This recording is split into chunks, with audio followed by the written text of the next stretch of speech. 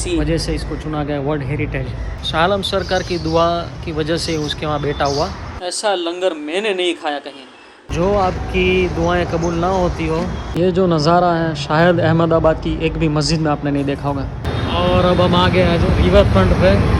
सुभान अल्लाह, क्या नज़ारा देखें माशाअल्लाह। यहाँ सामने भी एक औलाद शाह आलम सरकार आराम फरमाए जो NIIT इंस्टीट्यूट है, उसके अंदर अब्दुल्ला शाह बुखारी, वहाँ जाने नहीं देते हमें परमिशन के बगैर। रिवर फ्रंट के एग्जैक्ट सामने है सरकार बाबा लूलू का मज़ार। आपको बाबा लूलू इसलिए कहा जाता है कि आप अरब से यहाँ पे हीरे मोती का कारोबार करने आए थे, तो आपकी थैली गुम हो गई, तो अपने सरकार शाह आलम में अर्ज़ की कि सरकार मैं यहाँ कारोबार करने आया था आपके शहर में और ये थैली मेरी गुम गई है। तो सरकार की दुआ की वजह से आपको इतना नवाजा शाह आलम सरकार ने कि फिर वो यहीं रह गए शाह आलम सरकार की खिदमत में। और आपकी ये मस्जिद रिवर फ्रंट के सामने वर्ल्ड हेरिटेज में शामिल है। देखिए माशाअल्लाह, क्या खूबसूरत मस्जिद है। देखिए सुभान अल्लाह। अहमदाबाद में बहुत सारी मस्जिद है, पर यह आर्किटेक्चर वाली मस्जिद आपको बहुत कम मिलेगी। सुभान अल्लाह, सुभान अल्लाह, माशाअल्लाह। अब देखें सिर्फ क्या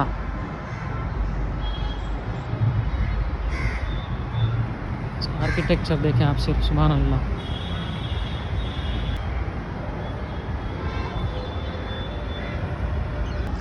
ये जो नज़ारा है शायद अहमदाबाद की एक भी मस्जिद में आपने नहीं देखा होगा। ये देखिए ऊपर से पूरा खुला है, सुभान अल्लाह। देखिए आप, इसी वजह से इसको चुना गया वर्ल्ड हेरिटेज। और ये है सरकार बाबा लू का आस्थाना शरीफ। अस्सलामु अलैकुम वरहमतुल्लाहि वबरकातुहू।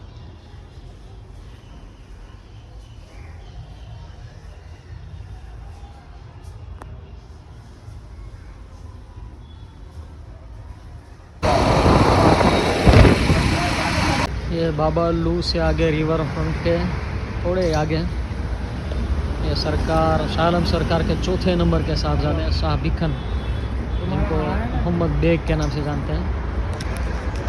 कहने में आते हैं कि जो आपकी दुआएं कबूल ना होती हो तो पहले यहाँ आकर शाह आलम सरकार में जाएं, आपकी हर दुआ इंशाल्लाह कबूल हो जाएगी। सुभान अल्लाह। बहुत छोटी उम्र में सरकार विशाल फरमा गए। ये सरकार की पूरी सवानाई उम्र यहाँ पे लिखी है।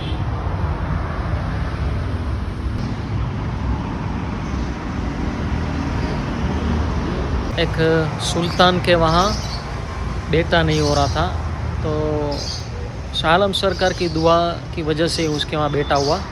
तो कुछ वक्त के बाद वो इंतकाल फरमा गया, तो वापस वो रोता रोता शाह आलम सरकार के पास आया कि सरकार आपकी दुआओं से मेरे वहाँ बेटा हुआ था और आज वो इंतकाल हो गया उसका, तो आप कुछ करें। तो शाह आलम सरकार ने कहा भाई ये तो अल्लाह की मर्ज़ी है, इसमें कुछ नहीं कर सकते हम।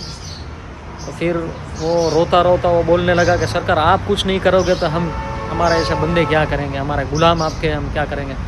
तो उतने में खेलते खेलते सरकार मोहम्मद बेग वहाँ से निकले और उन्होंने देखा बादशाह को रोते हुए। तो उन्होंने फरमाया कि बादशाह क्या हुआ, कि देखो मेरा बेटा इंतकाल फरमा गया और सरकार कह रहे हैं कि अब हम कुछ नहीं कर सकते। तो ठीक है, तो वो शाह आलम सरकार के पास वापस गए मोहम्मद बेग और उन्होंने अर्ज़ की कि बाबा जान इसे बेटा दे दीजिए।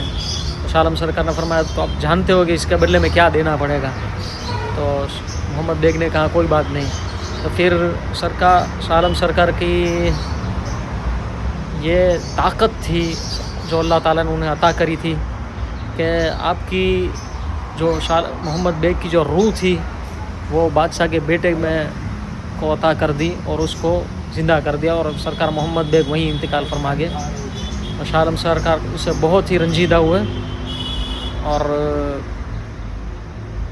आप रोते रोते हुए बाहर आए और बादशाह से कहने लगे आप खुश हो गए, मिल गया बेटा तुम्हारा वापस। तो ये मकाम है सरकार मोहम्मद बेग का, माशाअल्लाह सुभान अल्लाह, करोड़ों सलाम हो आपकी ज़ात पर। एक वक्त था यहाँ लाखों लोग रहा करते थे, अब जो डिमोलेशन के बाद देखो वीरान ही वीरान है। ये शाह आलम सरकार से होते हुए हम जा रहे हैं वटवा शरीफ, जहाँ सरकार जहीर सरकार उर्फ मिचड़ी सरकार का उर्स था, जो कि शाह आलम सरकार के छोटे भाई हैं। और आपका तहारत का ये आलम था कि शाह आलम सरकार ने पूरी ज़िंदगी या कुछ अरसा आपके पीछे नमाज़ें पढ़ी और यहाँ पे सरकार का लंगर भी मौजूद था। शायद ऐसा लंगर मैंने कहीं नहीं खाया कि जहाँ लंगर के साथ अचार भी दिया जाता हो और सरकार की जो तबरुक जो बटती है वही वहाँ देते हैं। अल्हम्दुलिल्लाह माशाअल्लाह। अब्दुल्ला बुरहानुद्दीन कुतुब आलम सरकार के आस्थाना शरीफ दे दी, हाजिरी दे दी, क्योंकि वो भी वहीं वटवा शरीफ में है ना। हिल्म से वाबस्तगी है, बस तेरे दर की दहलीज से वाबस्तगी है।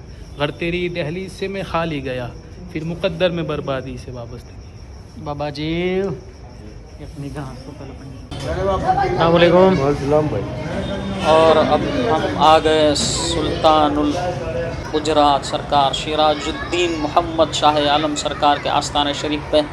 यहाँ तो जाना बनता ही बनता है हर बार। वीडियो पसंद आया तो सब्सक्राइब ज़रूर करिएगा। सरकार